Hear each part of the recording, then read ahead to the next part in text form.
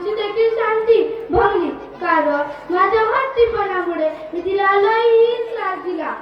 माझ्या बाबांची शांती भंगली, कारण माझा जन्म झाला आणि बाबांनी माझ्या शिक्षणाचा, लग्नाचा जमा खर्च द्यायला सुरुवात केली. जसजशी मोठी झाली तसतशी गल्ली वाड्यातली शांती भंगली, कारण माझ्यासारखी सुंदर मुलगी म्हणजे बाई अख्ख्या गावात शोधून सापडायची नाही अशी मी शांती. तर माझा आहे दही दूध आणि पार्ट टाइम मध्ये भाजीपाला विकण्याचा धंदा. गेली 5 वर्षापासून मी व्यवसायात आहे, कारण मला माझ्या पायावर उभं व्हायचं होतं, आत्मनिर्भर व्हायचं होतं. पण मी स्वतःच्या पायावर उभी राहिल्यामुळे माझ्या नवऱ्याची शांती भंगली.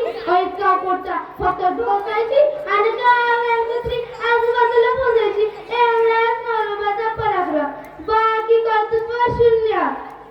दही घ्या दही, ताजं ताजं दही. ए बाई अजिबात पतलं नाही.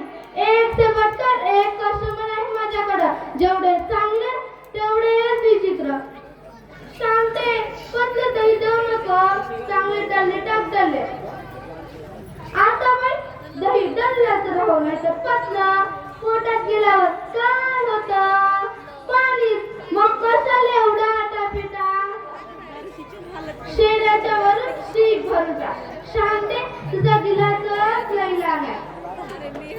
आता बस तुमच्यासाठी पाहिलीचा गिलास कमी, बरं पैसे द्या. ही घे 500ची note. Bye bye bye bye बाई, 20 रुपयासाठी 500ची नोट. जसा काही पैसा तुम्हीच पाहिला, मला असेल समजते. दिवसाचे 1000 रुपये म्हणजे 30